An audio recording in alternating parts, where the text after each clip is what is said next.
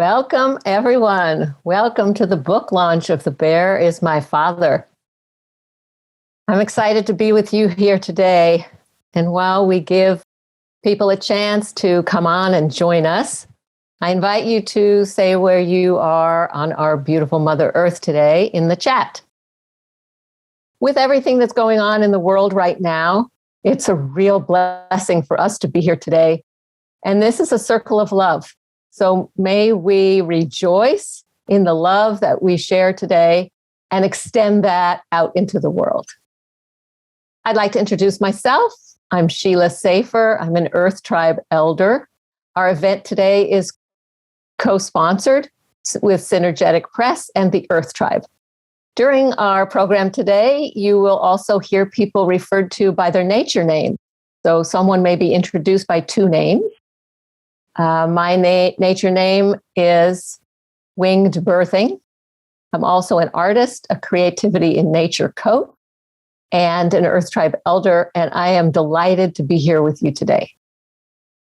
And I'd like to thank our speakers for taking the time to be here with us, to share your stories and your love for Bearheart and for this beautiful new book. And thank you to all the participants who are here. I'm so excited right this minute. We have 97 people with us, and I'm sure more will join, people from all over. And what a delight it is that we can spend this sacred and precious time together. So I'd like to thank the ancestors who are joining us today for this event. I'd like to thank our tech team, Dan Gaucher, Earth Tribe, and event producer, and Lisa Dvorak from the Earth Tribe, who is monitoring our chat. And I'd also like to thank Regina, my visionary sister, who helped put together all the pieces of this cosmic puzzle with me today. So now I am delighted to welcome Deborah Parrish Snyder, publisher at Synergetic Press. Welcome, Deborah. Hello, Sheila, how are you? Good to see you today. So, Deborah, I have a question for you. Can you tell us, how did you see The Bear is My Father fitting into the scope of the books that you publish? We've long wanted to have some voices of indigenous wisdom from North America. I started publishing books primarily from South America, the Colombian Amazonia area, and right time, right place, right people.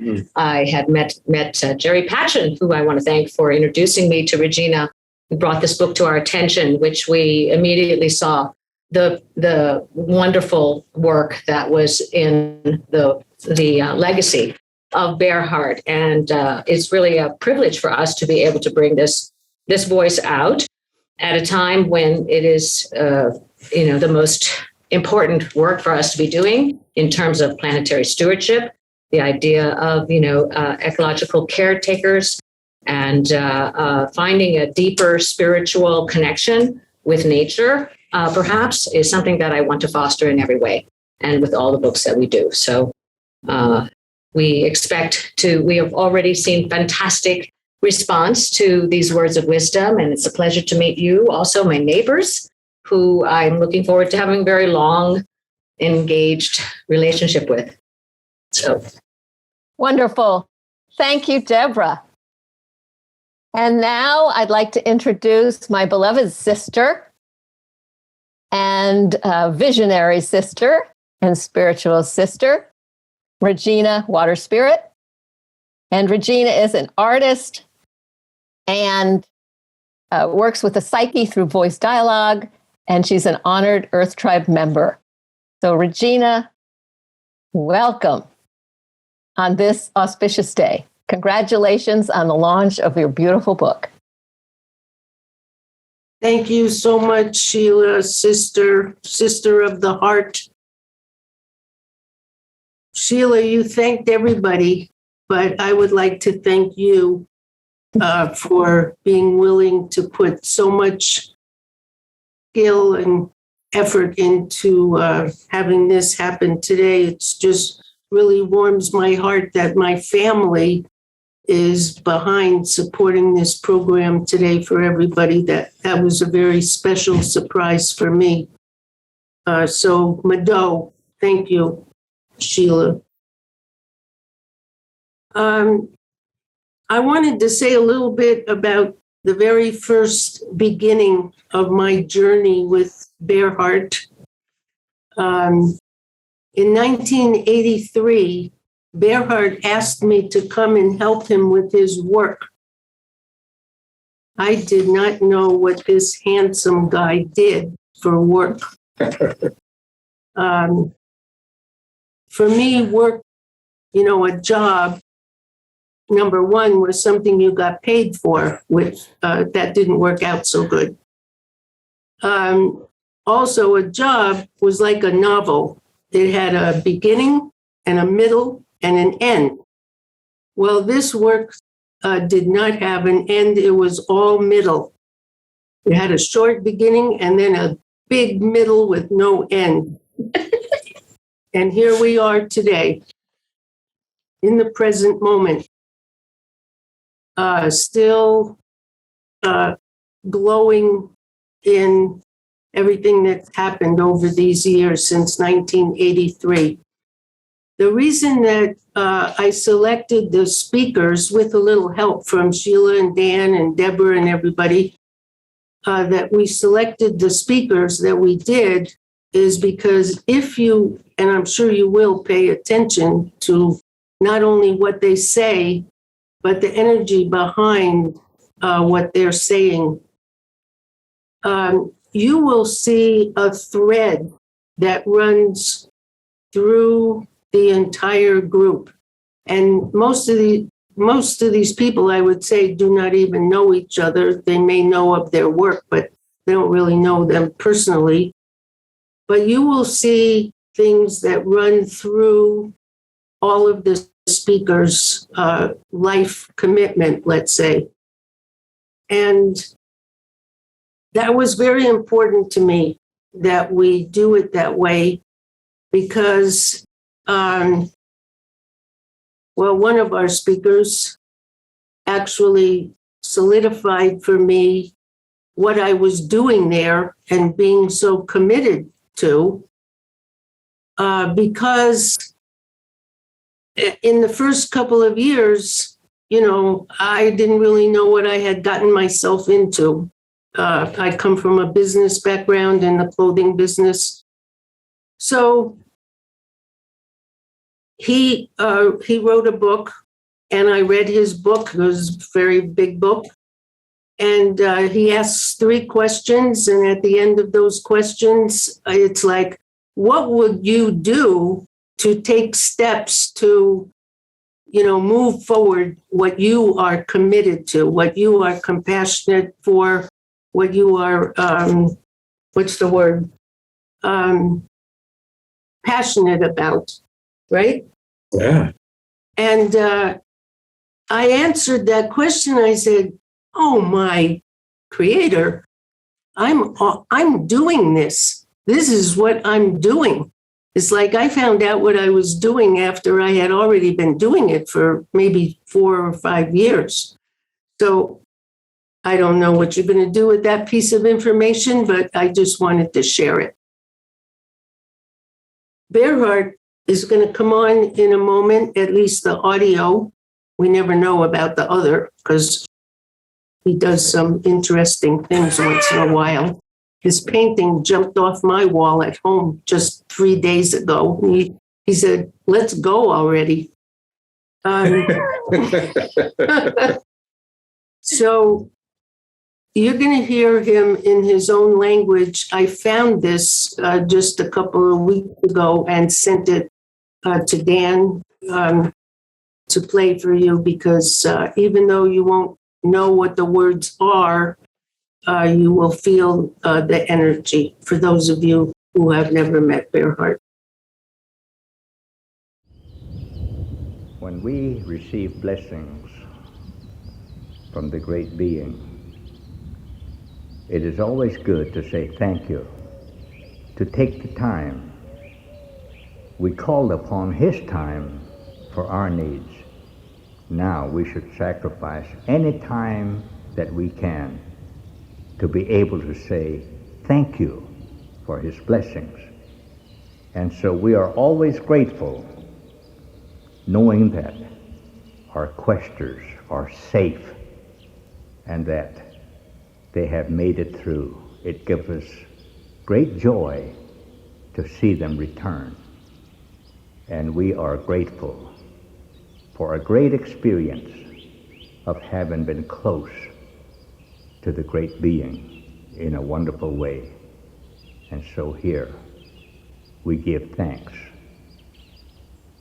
Buthki Halwi Legitska Mado Chikejis Chimilka Ayat Onayat Tispois Kodayan Nanaki Ijabuh Militskat Estijah Melegin Chimilkat Abakakajus Kunt Abukka Hayumin Chukhayat Este Nagyomalka in Hilakazin Chimbi de Babagat Ibumanezes Kunt Abukka Hayun Hahet Jungersen Tispoyes Ho Mado. Our great spirit, who is ever there for us. Words cannot express the feeling of joy and gratitude that we have for the blessings you have bestowed upon all of our loved ones. We say thank you for your blessings, and then we say thank you for the many blessings that you will continue to bestow upon others. We ask it in your holy name. Amen. So now I'd like to, as we sit with the energy and take in the beautiful energy of gratitude and prayers from Bearheart, I'd like to also give gratitude now for the beautiful Earth Tribe community, which was birthed out of a vision that Dr. Will Tagle and Bearheart shared. So we're going to play for you a video that the Earth Tribe community made. We had a tree planting ceremony in honor of Bearheart, and we have a beautiful video that we will share with you. The Earth Tribe community is a nature-based spiritual community in the Texas Hill Country. And Dr. Will Tagle, who was a dear, dear friend and student of Bearheart, it's hard for me to figure out how to say this, but I'll just say that his relationship with Bearheart was so meaningful for him in his life that he wrote a book entitled Walking with Bears on Bridges to Earth's New Era. And in this book, he talks about his journey with Bearheart. And it's really a touching and powerful book. And you get to feel some of that deep relationship and intimacy coming through Will's words in this video. Bearheart and I began our journey with a beautiful, beautiful tree north of Santa Fe at Abiquiu, a beautiful cottonwood tree. And he gave me, on a windy day, kind of like today, he gave me a hint of what the vast resources of the natural order could be, and what an adventure it has been with trees.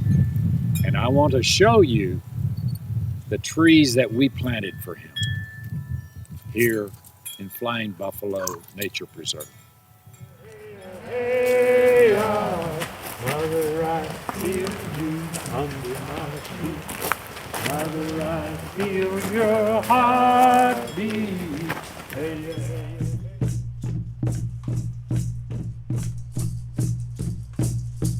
We plant prayers and we plant intentions and we mark those with trees. And if the markers fade or the trees die, the prayers and intentions still exist.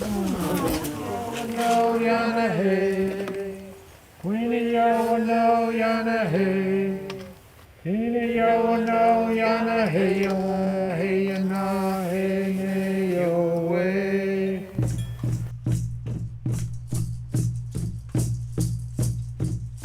Oh, trees, ancient ancestors bound to the earth, we pray for your blessing as we seek rebirth.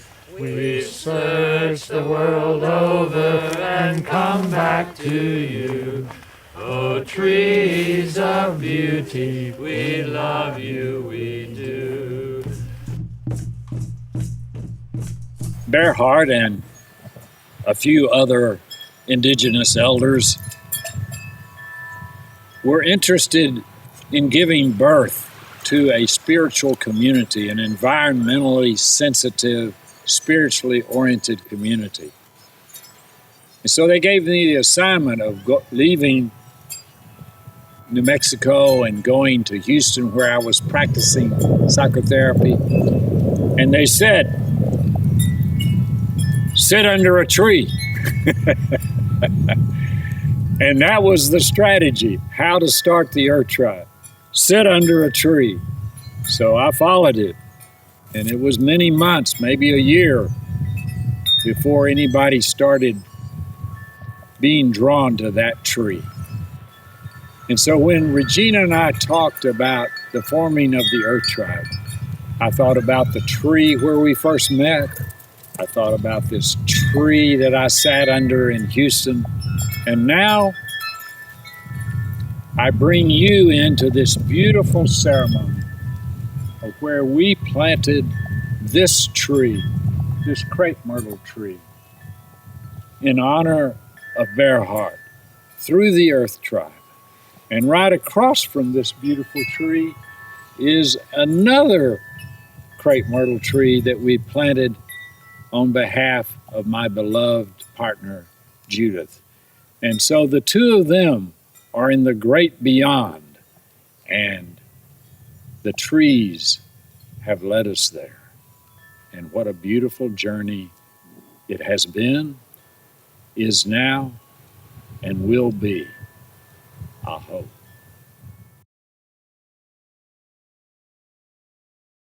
Oh, thank you, Will Tagle, for those comments.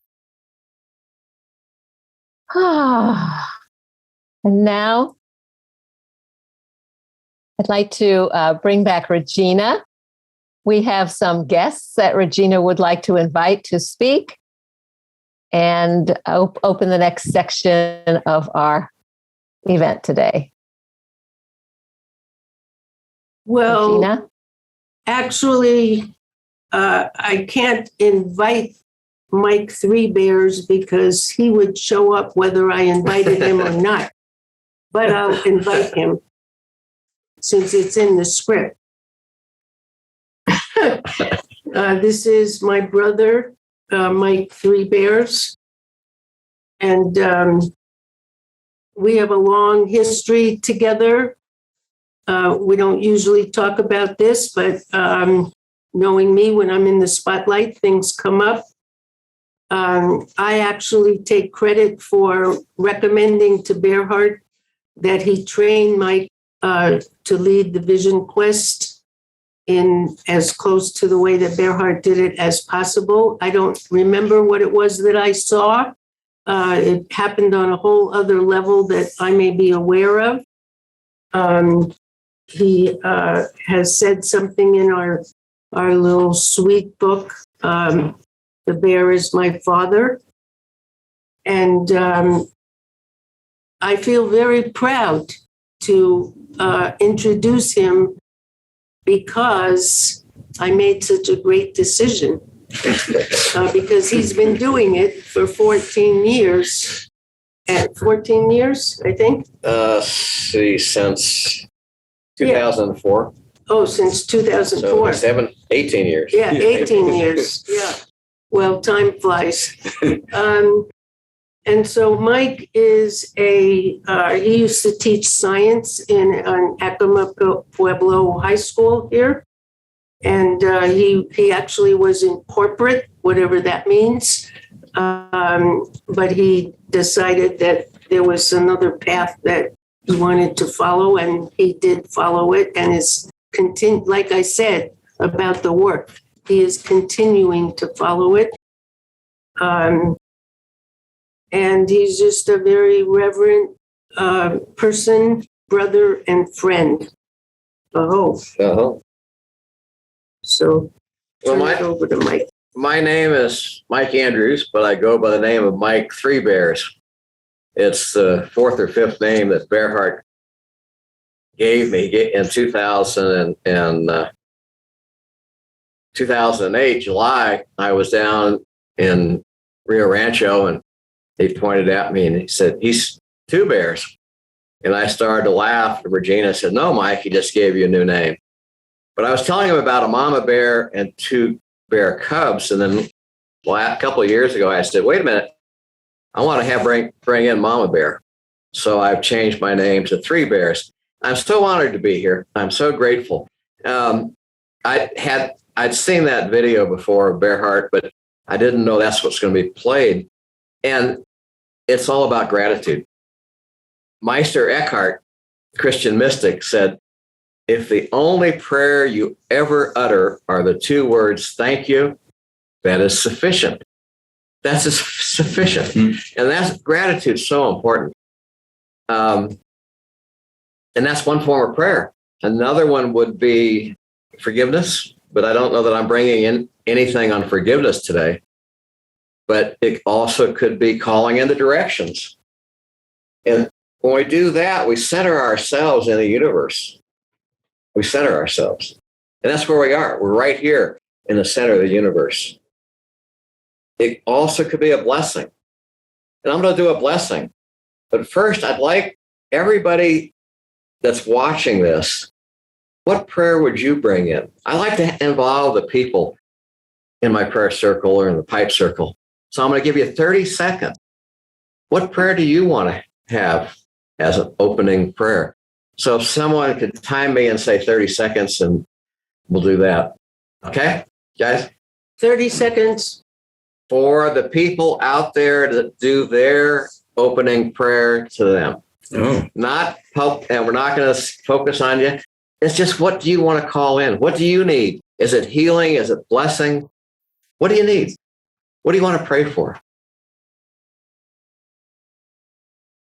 30 seconds. Up. Okay? Yeah. Okay. I think it's so important for us to, not me, just be the only person praying here. I mean, I love to pray. Glenn likes to, Mike, can you offer an opening prayer or a closing prayer? Yes. I want to do a prayer of blessing. So Creator, Great Spirit, great mystery, great magic. What a blessing to be here. What a blessing to be here with these people and with all of you. I'm grateful. I offer prayers of gratitude for Bearhart, for all of us here that have been impacted on it. I think we all have been blessed by Bearhart, either from knowing him personally or reading these books, The Wind is My Mother and The Bear is My Father. We get to know him, and we're blessed by that. But the big one, the big thing is what we take out into the world. When we leave this, when we go out to Walmart, I call my Walmart spirituality. Who are you then?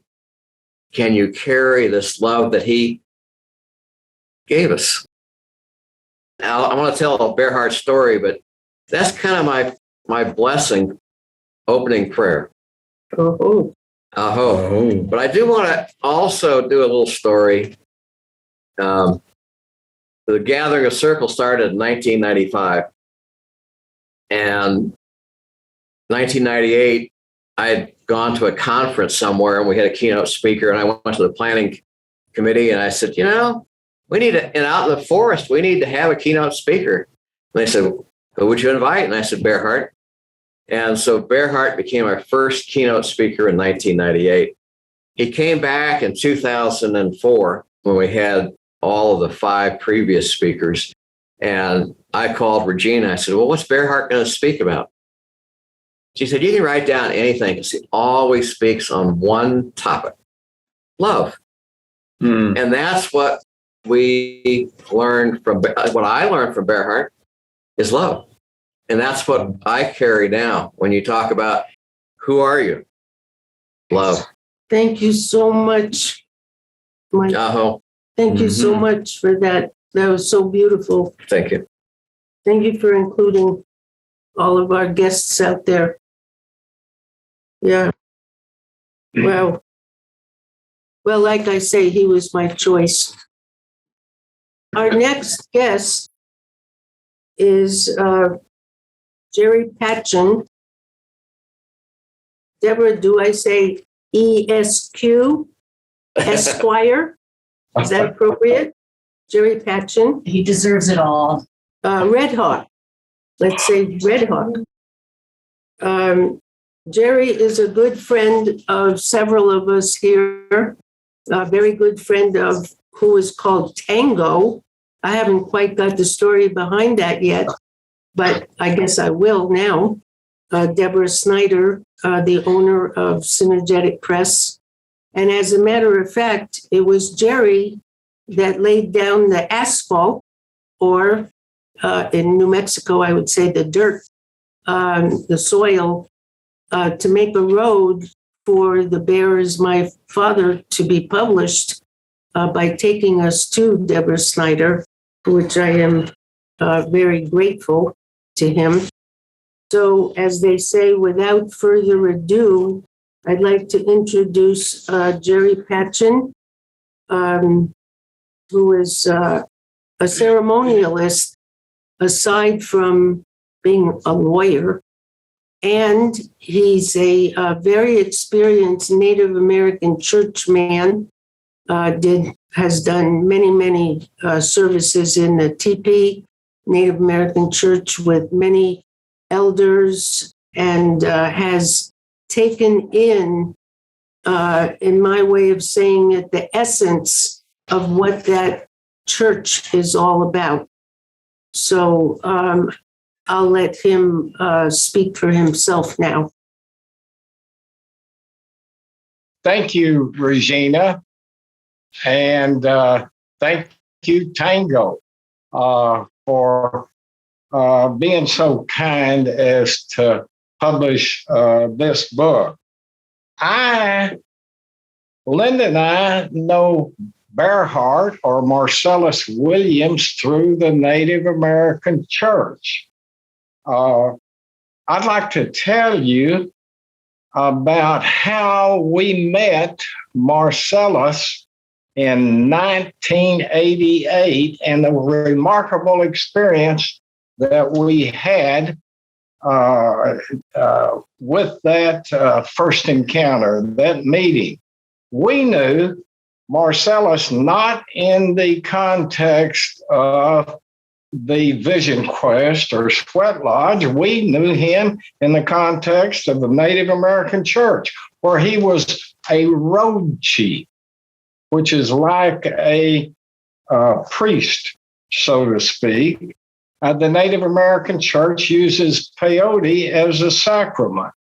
In 1972, Linda and I became involved with the Native American Church, and we were given responsibility for protecting a sacred site in Texas where peyote occurs. It's the only place in the United States where Indian people can secure peyote for their religious ceremonies and rituals. Canada, too, they come here. And it's the only source for peyote down by the Rio Grande. And of course, Linda and I attended many Native American Church prayer services or peyote meetings.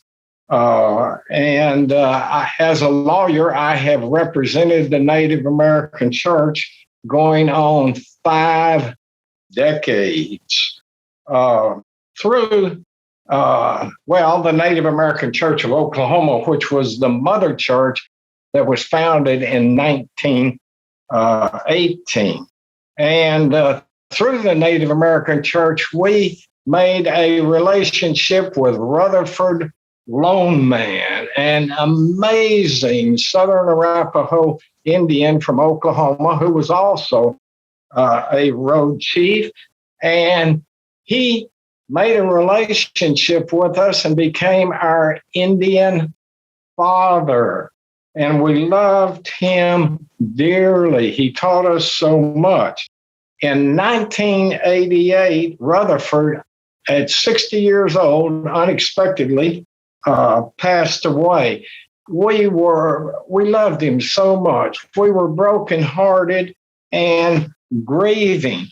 Denny Sandoval, a blind Navajo Indian who was also a road chief, invited Marcellus in 1988 to, not long after Rutherford passed on, to lead a peyote meeting in a Native American church prayer service for us in Desnauteli, a small village on the Navajo reservation in New Mexico. Denny told me, and this, I loved hearing that. When you hear Marcellus Williams say something, you will hear something good.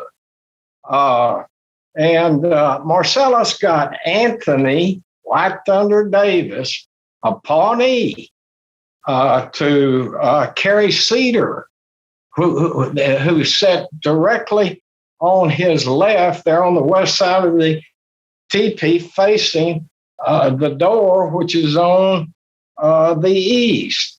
And it was a marvelous all-night prayer service for Linda and I to heal our broken hearts.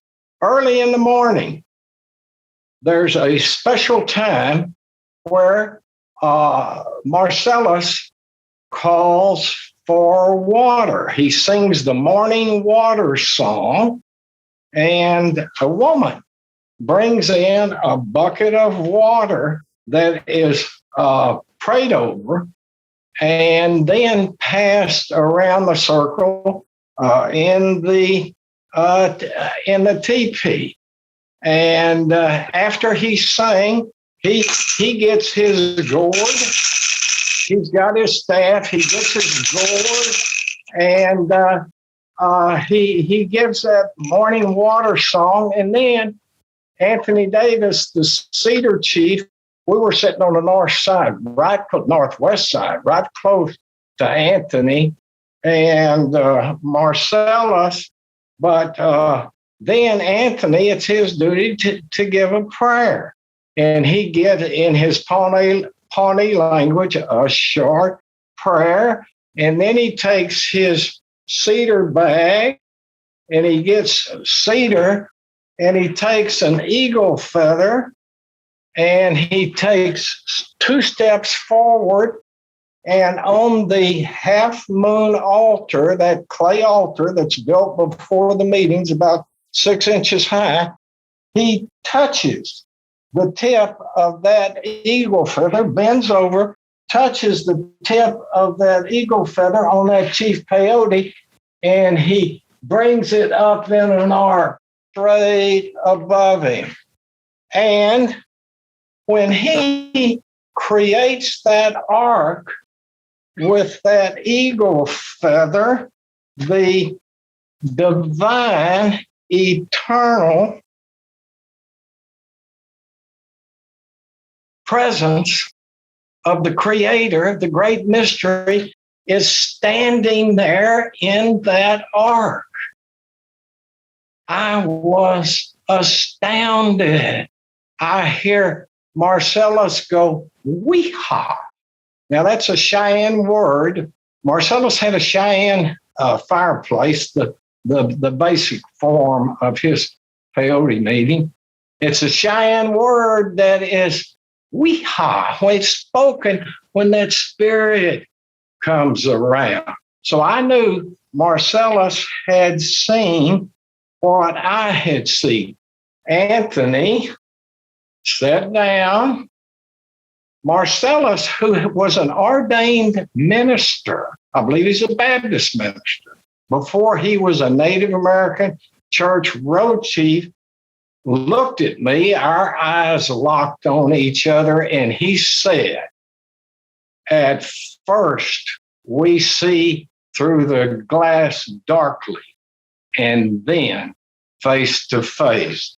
He quoted 1 Corinthians 13:12. At first, we see through the glass darkly, and then face to face. Linda experienced that the light. Her experience, the entire teepee was filled with translucent, bright light, which she recognized as the light of the divine. And I just cannot express to you the profound, transformative energy and the changes and wonderful blessings that were brought to our lives through Marcellus Williams. Thank you, Bearheart. Thank you. I hope. Jerry Patchen, Esquire, and I'll bet you don't know any other lawyers who have something to talk about like that. And I want to thank Linda for joining and sitting there with Jerry on his side and bringing in such good energy. It was so good to see you, Linda. I didn't realize that you would be there. So there's a saying in the Cherokee language. I can't say it in Cherokee. Maybe John Allen could come in and say it for us. But it says, "My heart has been made glad that you are here today." So thank you, Linda. Thank you, Jerry. Thank you so much. Great to see you. At this time, I'm going to introduce the next speaker, whom I knew better than he knew Bearheart. I knew Martin Root.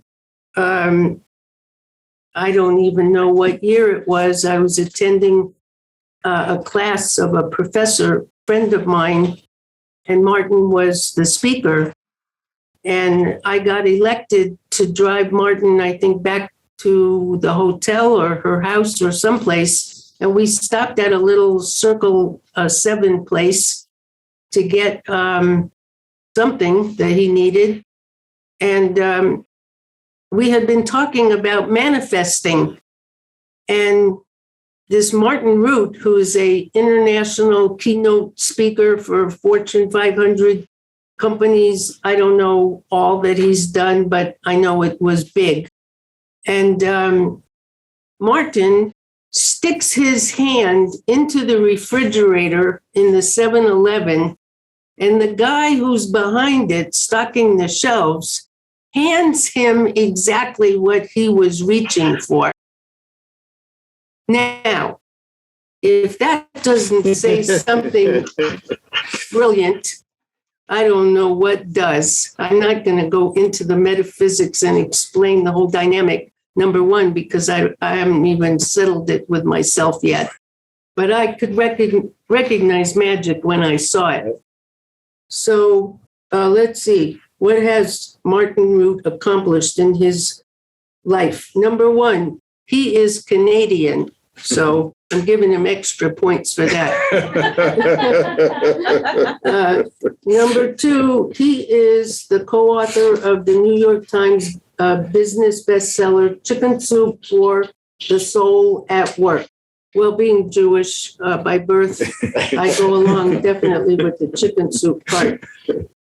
It heals most everything.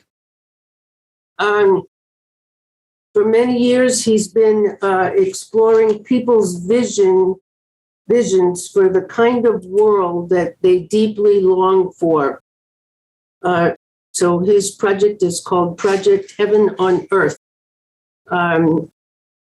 That is the big fat book that I mentioned earlier that really cemented me down into saying, wow, I know what I'm doing here now. This is appropriate. I like this. I like helping people. I like helping to lift up their spirits. I like learning how to lift up their spirits. First, I have to lift up my own spirit and have it come out my pores and permeate the area. And I can't say enough about the work that Martin Root has done and continues to do.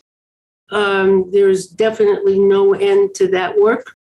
So without further ado, I'll welcome Martin Root to share a little bit about maybe his epiphany with Bearheart. Major or minor epiphany. Hello from Prince Edward Island, Canada, far east coast of Canada, actually 3 hours, not 2 hours ahead of you. And Regina, thank you and congratulations on this wonderful book, The Bear is My Father. Also, Jerry, just thank you for being in front of me. And I could feel the energy as you went through that eagle feather and what happened there. That was very, very important. So Regina read my book, Project Heaven on Earth, which is about the vision that your divine soul has for the kind of life and work and nation and world that your divine soul longs for. And when she read that book, she was called, as she tells me, to write this book. And so this is part of her direct contribution to creating more Heaven on Earth. So I'm honored that you would have taken up my invitation to people to do that and produce this wonderful book. When I first met Bearheart, I had always wanted to do a sweat lodge, but I was terrified. And for those of you who have done a sweat lodge, this will not seem like anything to you, but to me it was enormous, which was, I didn't know that once you walked in, suppose you walked in and you were at the far side of the door and you fainted from the heat. Well, I thought you would faint right into the fire, to the hot rocks and get burned and die. And I mean, I was terrified. Anyway, I walked in to the first sweat lodge that Bearheart, led. And I was still scared, but not for long. As the waves of the heat came on, I just went deeper and deeper. And what I got out of that, and it's a little that I want to talk about, he talks about through a fear into reality. Think about that language, through a fear into reality. Whatever fear that we have individually, now collectively for our planet, into a reality, the divine reality. And as I watched the little videos before, at the beginning of this webinar, I saw how the divine, especially when he was out alone in the land, that connection between him and the land, which is so important for our world today, what we've done to the environment and to heal the environment and bring us back into what I call right relationship with the environment. That's part of this book. The power of nature, I love this phrase, as healer of body, mind, and spirit, that Holy Trinity. So the title of my book is Project Heaven on Earth. I want this to be about him, not my book, but this is important, I think, because you can read Project Heaven on Earth both as the noun, we are doing this project of building heaven on earth, and also as the verb, we are projecting heaven on earth. And what an apt way to talk about Bearheart, this book, and most importantly, his work. he was being, he was projecting his being into the world. Even if, as I watched the video earlier, I could feel that being. And then the projects that he had about making this a very better world. So not just the good idea, not just the being, which is wonderful, but actually the doing so that we can have the having. There's also this theme running through the book and through this morning, actually, what are you? This afternoon's webinar with you, of both prayer. You saw how prayer was so important, how calling in the divine essence. Jerry talks so beautifully about how Berhart brought for him the experience of the divine. I've been saying recently that we have entered the era of God. We've moved God out of the world. We've moved religion out of the world. I'm not saying you have to do this. I'm just saying without God, it becomes about me. And that we see where me only, where I only takes us, doesn't work. In Judaism, we have a saying that when someone dies, and it's so true here, may his memory continue as a blessing. And in this book, Regina, that you have done, you have certainly done that. You have continued his work as a blessing for each of us, for all of us, for the environment, and for our entire planet. Thank you. God bless you. God bless Berhart. The bear is my father. Martin, thank you so very, very much. I'm sort of speechless, actually, which you should take great pride in. I do. Yeah, definitely the two avenues of work run parallel. And at some point, being an artist and having studied a little bit about certain things in art, at some point, they will merge. I know my friend Glenn Perry here has a lot to say about perspective, but that'll come later, maybe. So, Martin, thank you so, so very much. I can't really say thank you enough to you for your kindness, really, and your intelligent words. And I'll be speaking with you more, I'm sure. Thank you, Regina. At this time, I'm going to introduce a very, very, very special person to me.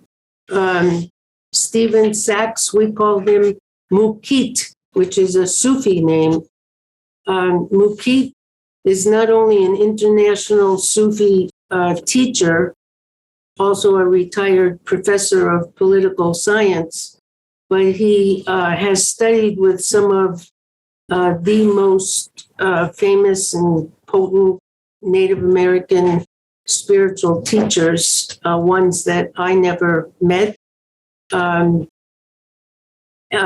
He actually didn't study with Berhart. He came into our lives at the very end of Berhart's life. He used to come up and I'd make lunch for him and he'd sit with Berhart and then he'd talk to me.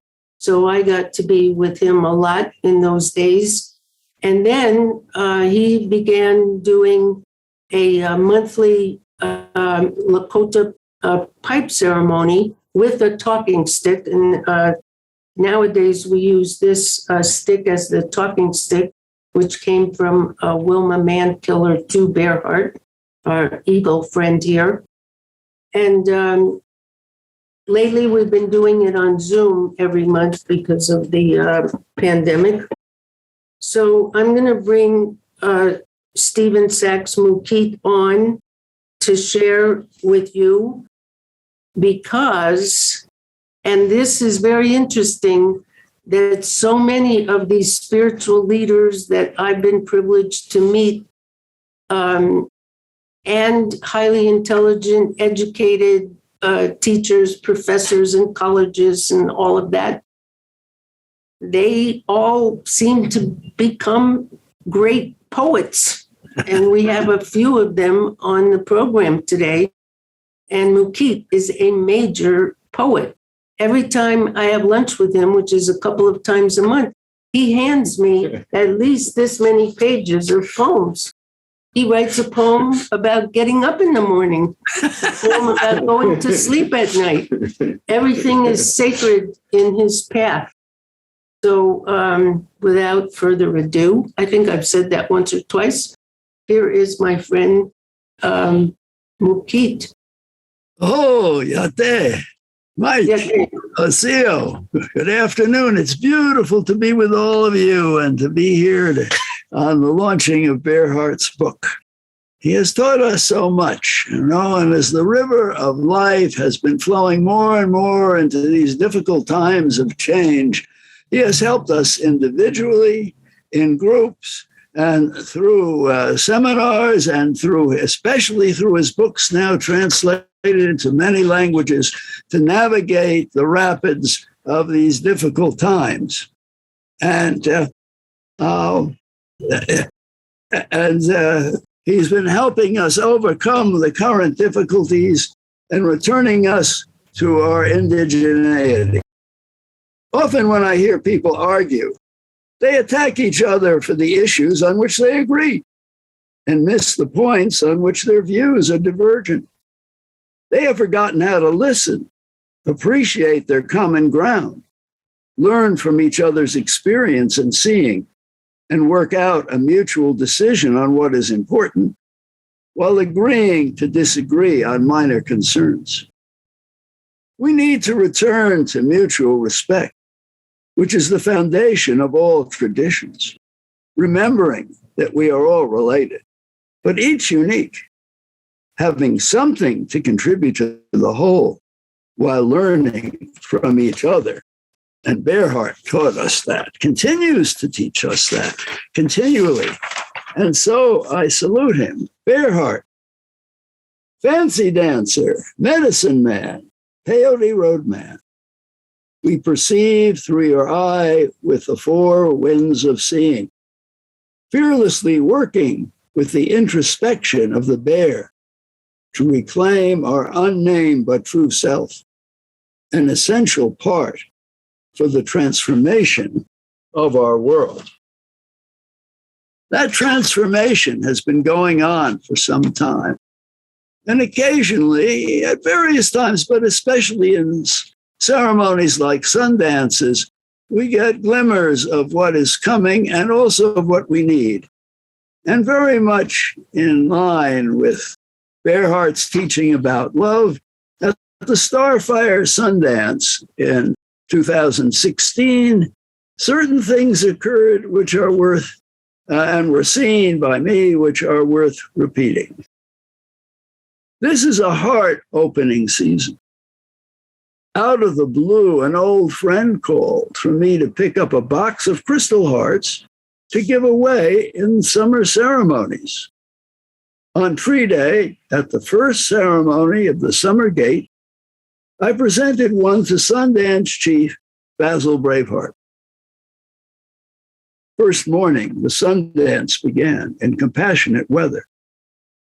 As the drumbeat carried us into the second round, one could begin to see the spirits of the old sun dancers moving with the current ones around the dance space, while the star quilt pattern appeared high up in the tree of life. All at once, a huge spirit eagle descended, placing one of the crystal hearts in the heart of the tree. Soon, tiny crystal heart seeds flew from the heart in the tree to the heart of each dancer and supporter.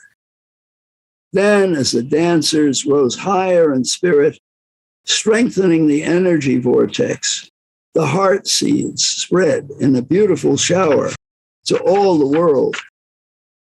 As the season of summer ceremonies unfolds, may the seed sprout compassionately in the hearts of all, to bring the earth to a much needed new level of love, harmony, and beauty.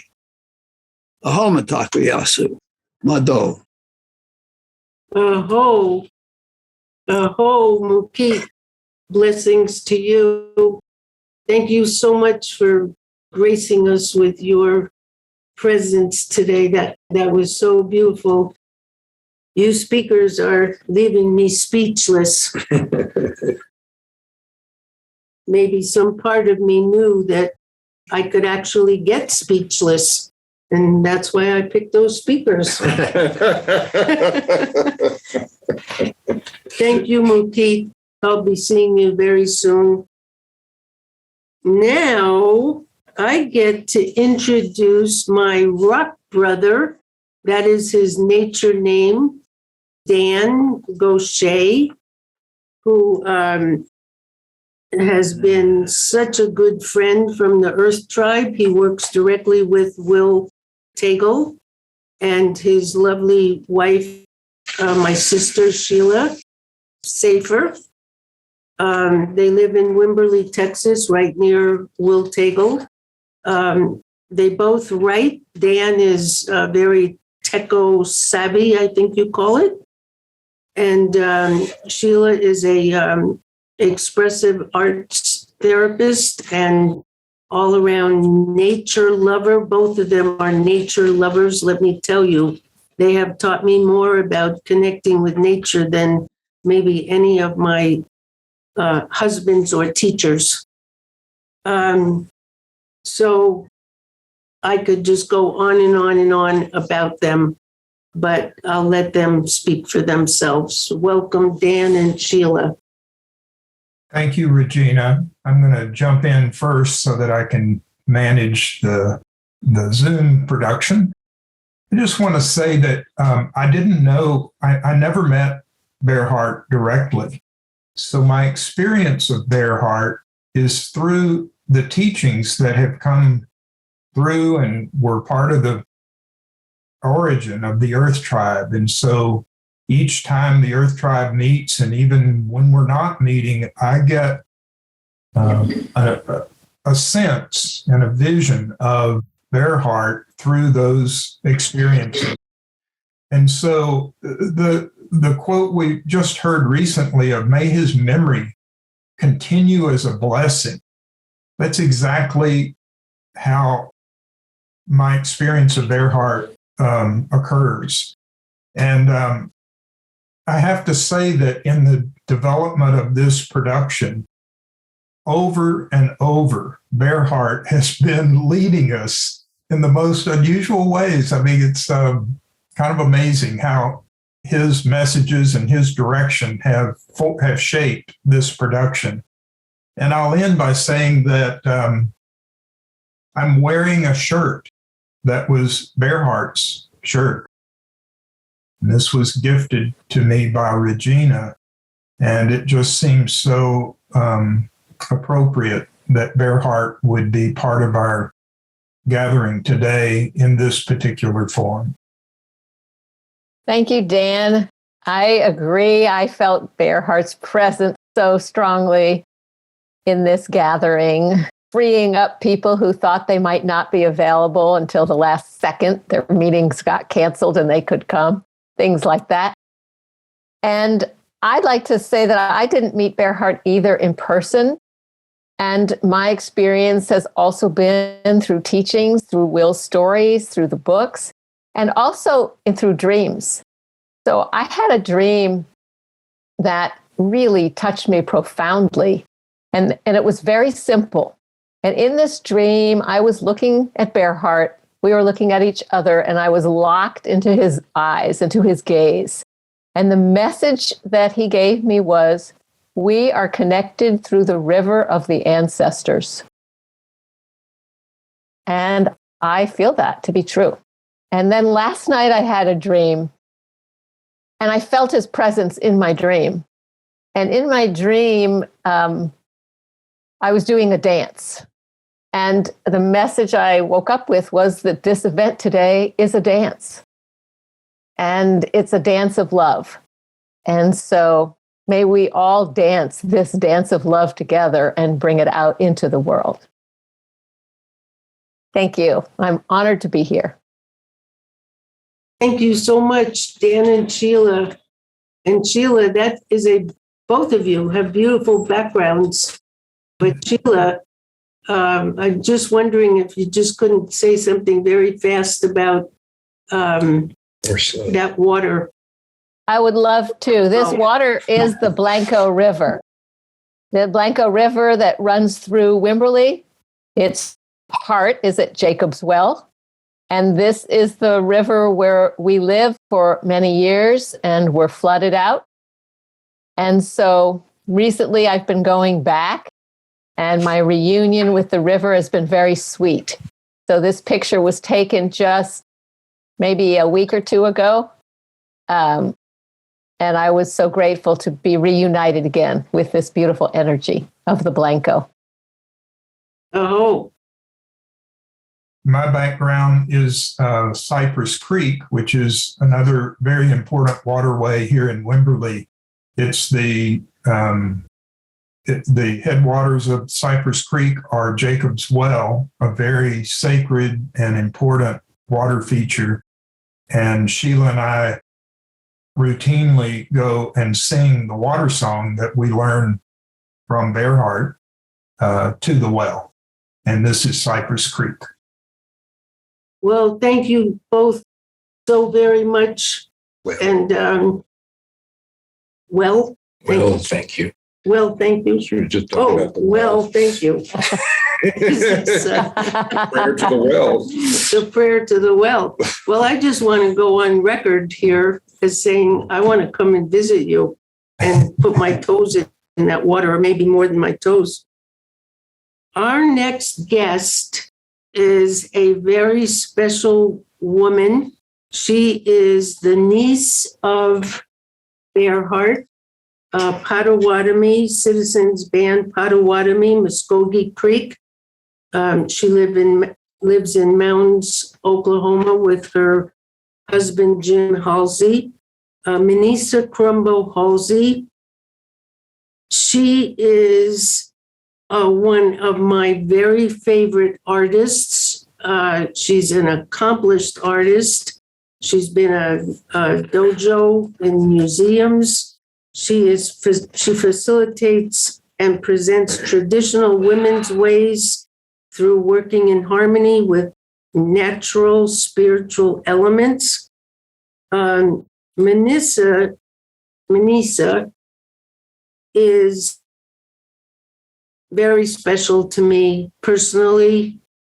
When Bearheart crossed over, she just happened to be in Albuquerque, one of those magical things. She just happened to have her eagle feather with her. She came right to Bearheart and blessed him. And then she drove me to Oklahoma and gave me a lecture the whole way about August the 8th, 808, Ascension of Higher Consciousness. And she has been, even in the times when we're both really busy and have not connected personally, I always feel connected to her. And I think that she has made me walking what I call this sacred path to stay on this road. I'll turn this over to Manisa before I start to cry. I love you, Manisa. Thank you for being here. Thank you so much for coming and joining us. I honor you. Bonjour. Obaksekwendesh. My name is Don Woman in the Potawatomi tongue. I'm honored to be able to be called relative to Bearheart and relative to Regina. And I'm very thankful that this book has come out and it's just so beautifully done. Congratulations, Regina, Synergetic Press. And I'm enjoying so much what everyone is having to say. It all has to do with gratitude. Gratitude is about consciousness. It's an awareness of consciousness. And that gratitude and the consciousness leads us all back to the natural world, the first most beautiful and enduring gift that the Creator gave us. That's with us all day, every day, now and forevermore. So, with that in mind, my day starts with putting down some tobacco outside, an aki, segamakwe, maybe getting out the drum, but stepping out to greet the sun as it rises and sing the sunrise song. For when we step out and we sing the sunrise song and put down some tobacco or just whatever it is we elect to do at whatever hour it is we elect to do it, depending on what time we get up.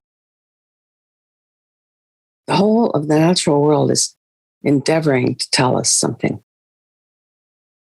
So I look around at the trees, the earth, the sky, birds, and I ask, what would you have me know this day?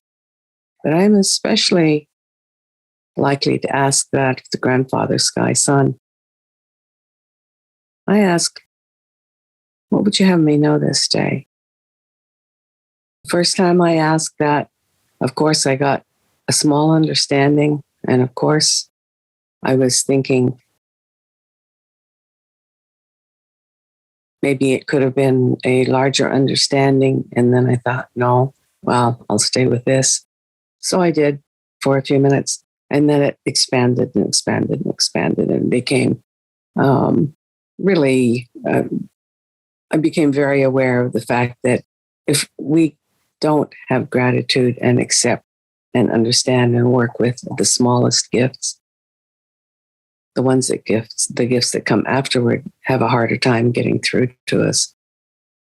So that's what I do every morning, is some form of personal ceremony. I like the song. The morning song. It connects me with what I want to be connected with that day, which is the natural world.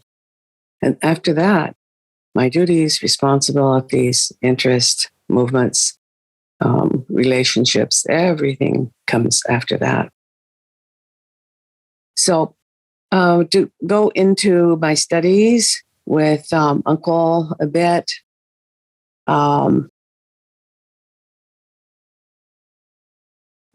it identified me as one of the 4 people that he was supposed to pass his teachings to.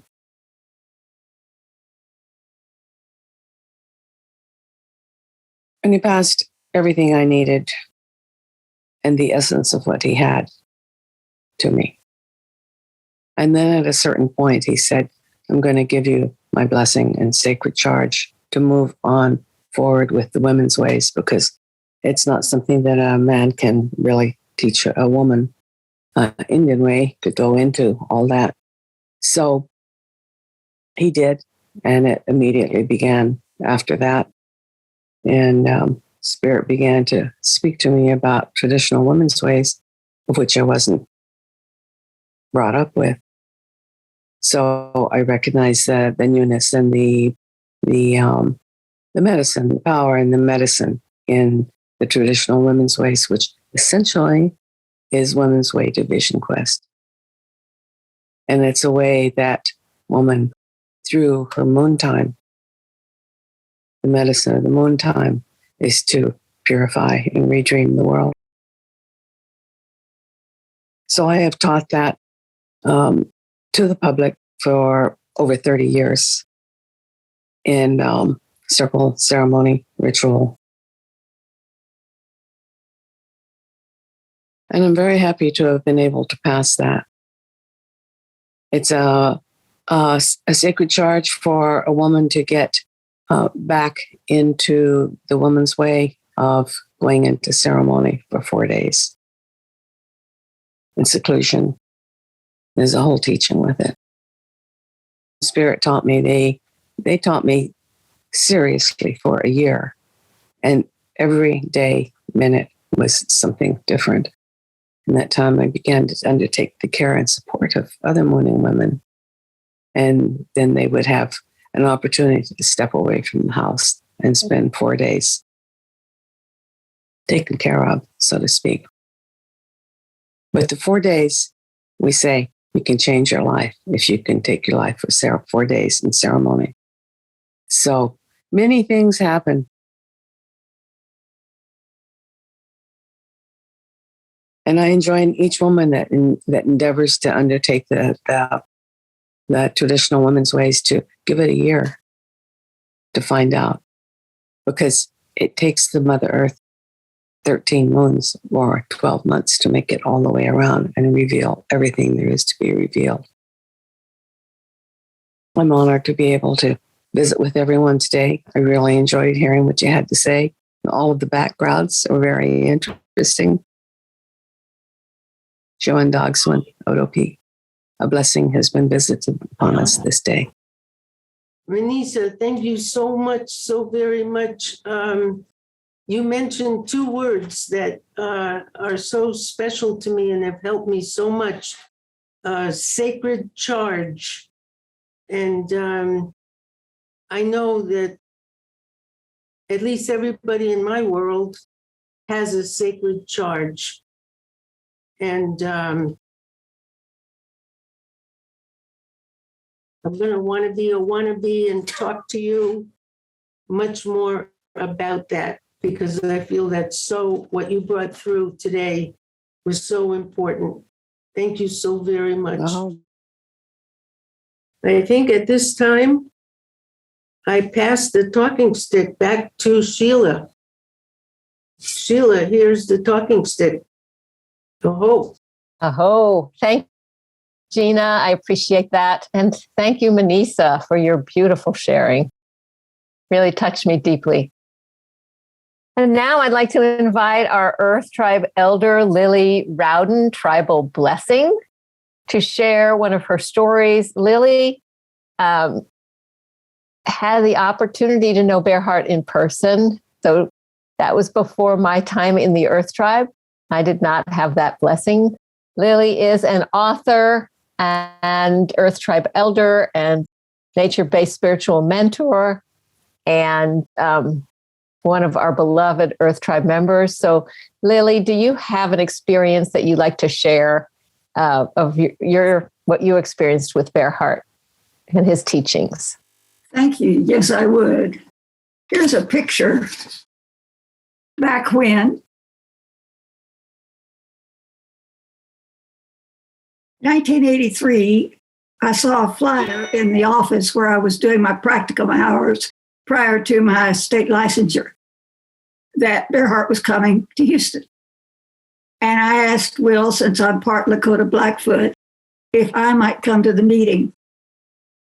And we sat under that tree that Will talks about. And later, Will and Dr. Tagle and Bearheart led a vision quest. And that's when this picture was made. And we'd been fasting, and Bearheart came up behind me and he says, "Hungry, hungry." And he had just walked past me and was kind of glancing back because I was just dumbfounded. He had a wonderful sense of humor. And when we processed my quest, before I was brought back in, however, I want to tell one more piece. I was lying there in the night and something woke me. And it was Bearheart walking down a parallel path beside my sight, singing. So the next day I was brought in and I processed my quest. And I said to someone, "I saw Bearheart come by last night. I appreciated that." And they told me he never left the fireside. I sensed his energy coming by. And it took literally physical form for me. But as he processed my quest with me, he adopted me into the Muskogee tribe. And he told me I would see clearly and I would be a gatherer of people. He gave a speech, a promise, a blessing that would walk with me the rest of my life. I had no idea that I would be with the Earth Tribe 4 decades, that I would write about the events and publish them, that my work would become teaching, even graduate school level of nature-based spirituality. None of these things crossed my mind. I was just going on my first vision quest. So for me, Bearheart was a guide, and is still a guide. And I still see his great smile. And I sense his blessing. And I give gratitude for all that he gifted in my life.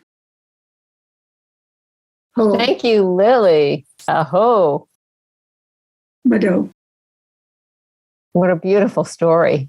Thank you. And now I would like to bring up another Earth Tribe elder, our honored elder, Jill Scott Reagan. Jill is a psychotherapist and director of Center for Creative Resources in Houston, and another one of our fearless leaders who we love. Thank you, Jill, for being with us. What would you like to share with us today? Thank you, Sheila. So when Regina asked me to talk on this call, I told her I didn't think I had words for the experiences. I said it was beyond words. So the story that I have today is really just a tiny bit of it. I met Bearheart at the first sweat lodge of a group that would later become the Earth Tribe. And we were a small group of beginners and guided by Bearheart and Will, who was apprenticing. And mainly, I was just caught up in my own anxiety. Or as I think it was Stephen who said earlier, talking about fear of the sweat lodge. I had that too. But the sweat that Bearheart led opened me up to really connecting with sacred mystery beyond that fear. So many parts of the Bear is my father really touched me deeply. I loved the gentle humor and the humility, both from Bearheart and Regina. And I loved getting to know things about Bearheart that I didn't know, even, after all these years. And when I read the Vision Quest chapter of the book, I was really transported to my own vision quests, especially the early one. The first 2 vision quests I went on were guided by Bearheart and Will. And on the first one, I remember hearing Bearheart's voice in the night singing. And I didn't know the songs yet. I learned them later. But I felt held. I felt deeply held in that vision circle, and especially by Bearheart energy. And I remember thinking, and Lily just said this, I thought I saw Bearheart checking on us in the night. I think I saw his ball cap that he had on. And then I remember hearing later that he had checked on us, but not in person, energetically journeying. That was pretty incredible. On my second vision quest at Lake Somerville, where I also met Regina for the first time, Bearheart gave me the name Song of Yellow Flicker. And on that quest, a pair of flickers were with me the whole time. and I found a flicker feather in my vision circle. And before the quest, I didn't know that bird at all, hadn't even seen a picture of it. And in the processing part, Bearheart, of course, recognized the feather and told me that this was a very powerful bird, especially because it had the colors of the 4 direction on it.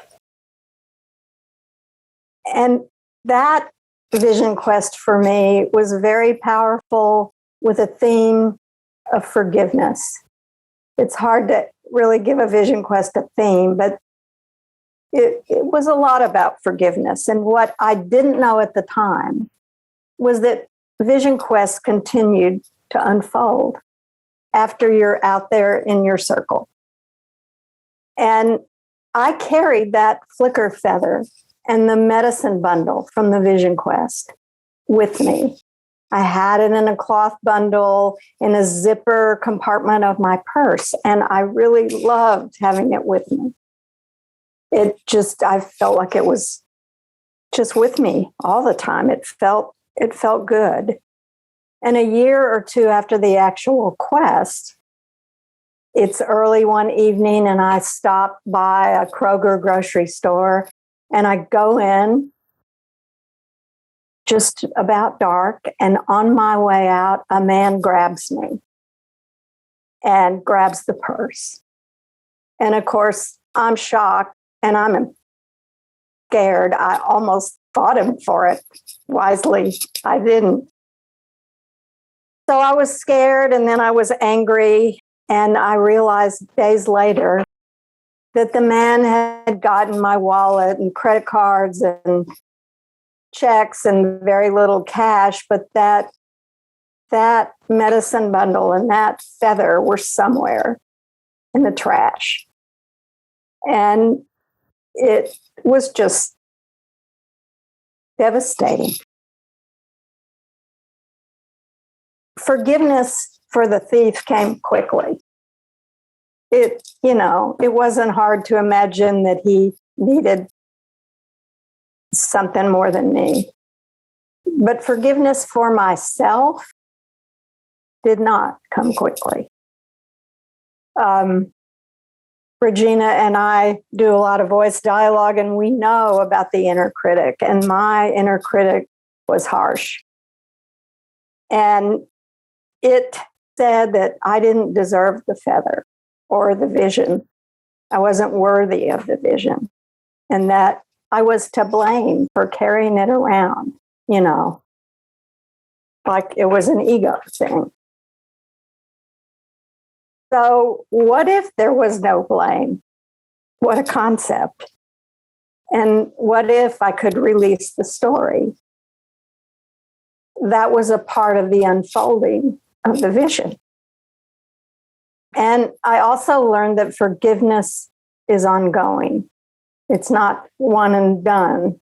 And you have to keep relinquishing. I learned that word from Bearheart. Relinquishing and letting go over and over and over and over. Bearheart taught me that. And Bearheart taught me that in the times that I was with him and beyond that. And I'm grateful.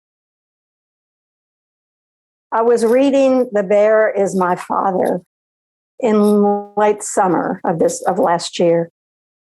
And that was also the time that our beloved Judith Singh Medicine was beginning to move to the way of walking through the big door. So it was a really hard time for many of us in the Earth Tribe, a very vulnerable time.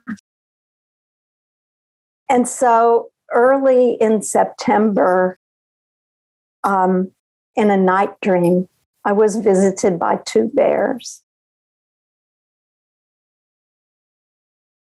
And the landscape looked a lot like Changing Woman Mesa.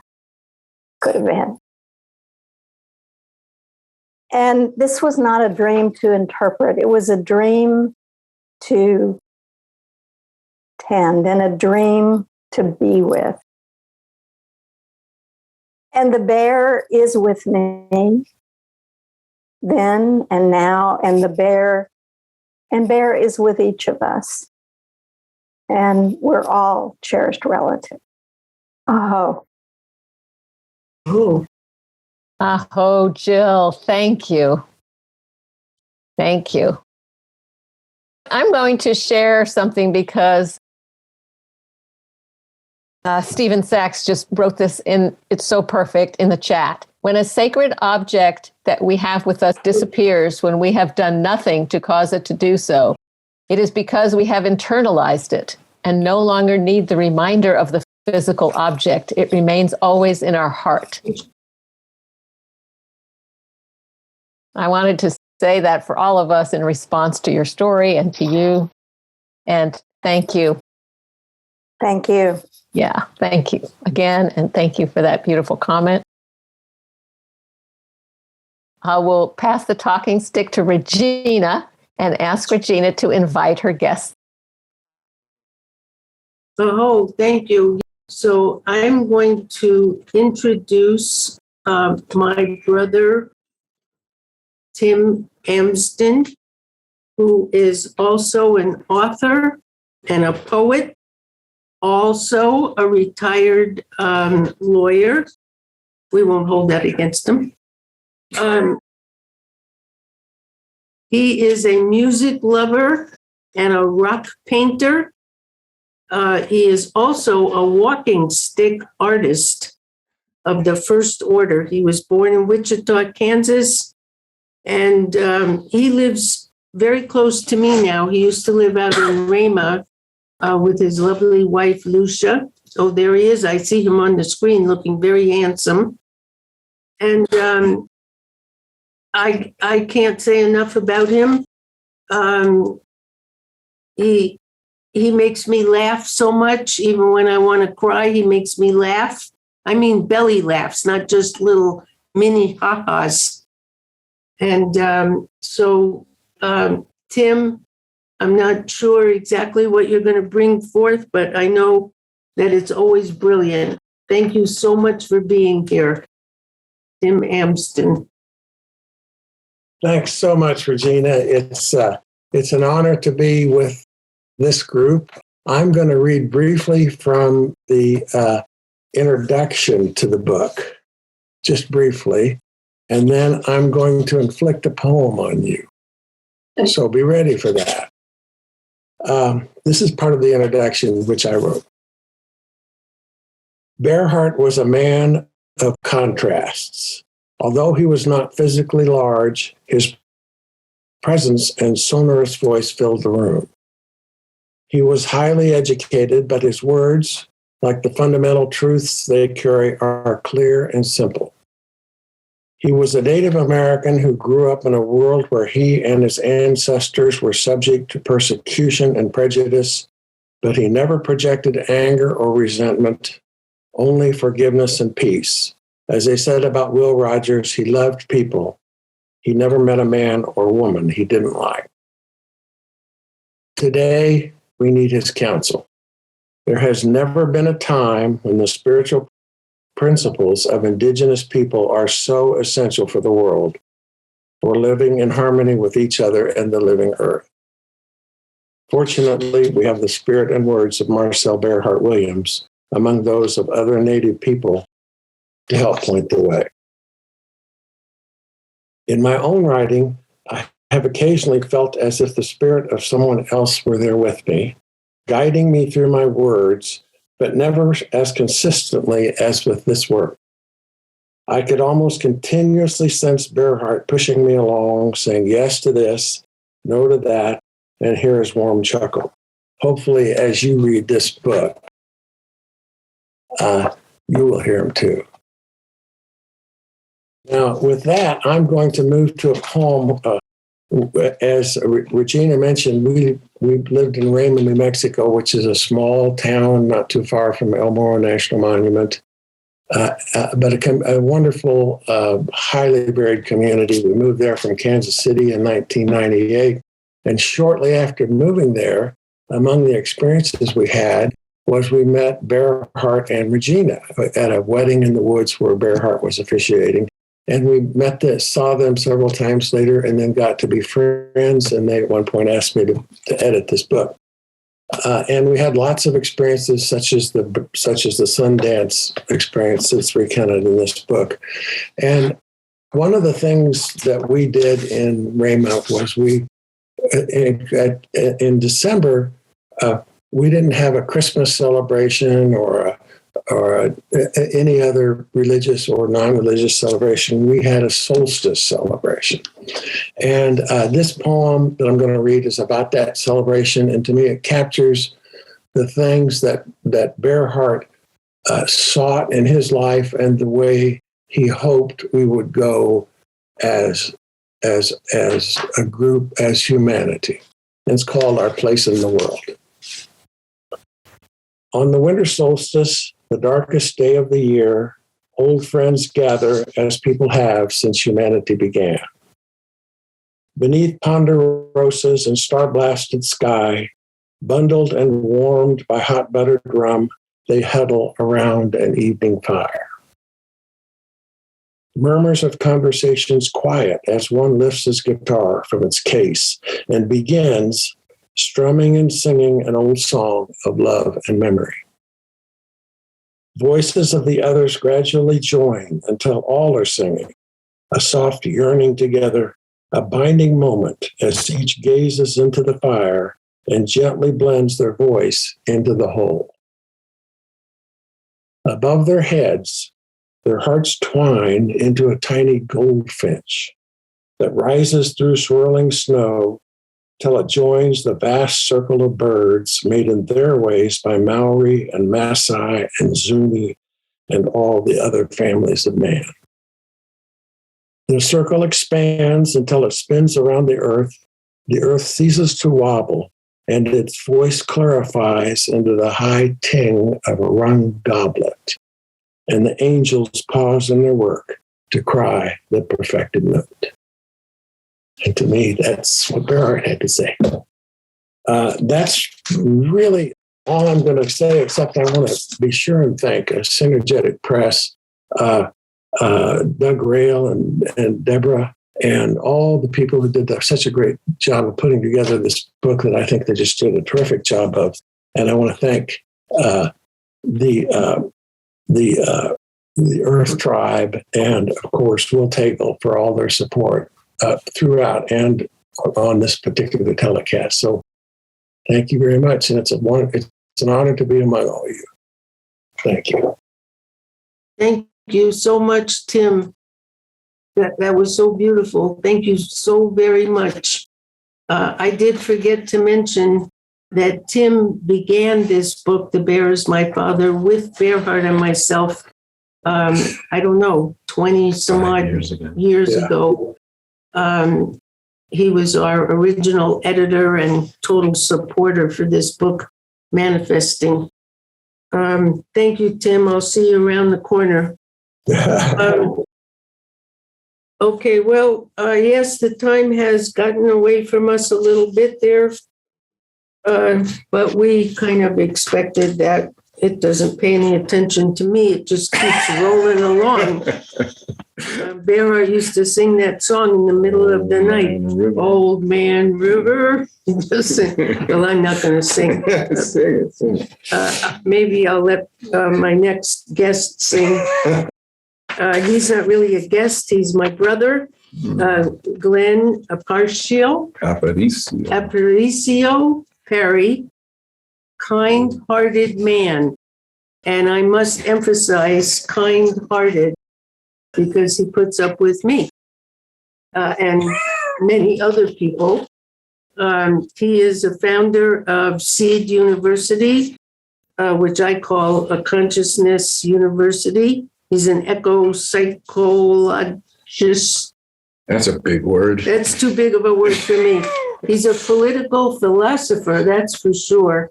Grassroots think tank, Circle for Original Thinking. He's brought together Native American spiritual leaders and Western scientists to engage in dialogue. That's something that had to happen on the planet. And if it has to happen on planet Earth, you can assure yourself that my brother Glenn will make it happen. I hope that doesn't put too much pressure on him. Thank you. Thank you. Thank you. Thank you. Thank you. Thank you, Deborah. Come here. Thank you. Thank you, Synergetic Press. Thank you very much. Thank you. It's an incredible blessing for a book to be born. It's an incredible blessing for this birth. Last night, I dreamed of my fetish bear. I have 3 fetish bears, which is partly honoring this dear friend, Mike, 3 bears, sitting on my desk. But last night, that fetish bear moved, and it went over toward the light. It went over toward where I have a 7-day candle all the time. And it was perched on the edge, and I sensed it was going to fly. And so I think that was the birth of this book. The Bear is My Father. It's going to launch. And it reminded me too, do you mind if I hold this for a second? Regina once allowed me to caretake this amazing staff. And that first evening that I did, she ended up allowing me to caretake the staff for about 2 weeks. And that first evening, I put it by my bed. It was leaning against the wall. And I woke up dreaming that this eagle was flying. And when I woke up, and I swear I woke up, it came down to the floor. So just like your painting, Bearheart has that power to move things around. And he can do it. And he's still doing it now. Oh. I mean, I would say, thank you so much. Oh. Thank you so much. I would say for me, from my heart, Bearheart, I don't think of him as deceased. I think of him as a living ancestor. Mm. And he takes up residence in the hearts of people who loved him. Uh-huh. In my case, he took up residence in my heart, even though I did not, like other speakers here. Sheila, I was surprised to know, did not meet him during my, while he was in the flesh. But he comes right into your heart, and he's still doing it. So thank you so much. Thank you so much for getting this book out into the world, because the teachings live on. Yeah. What a great teacher he has been. Thank you so much for all the thoughts that have been said here today, all the loving thoughts. As I think Sheila said in the very beginning, and Regina said, that's a connecting thread. It's a thread of love. Oh. It's a thread of love. But in my experience, in most Native American languages, there is no word for love.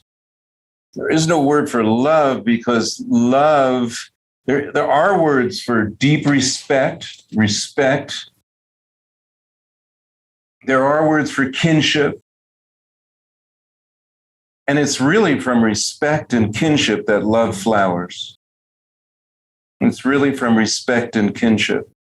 And that's the lesson that I think I've learned the most from dear friends, Regina Water Spirit, Mike 3 Bears, also Stephen Sachs, who I came to know through Bearheart, and Will Tagle, and the Earth Tribe.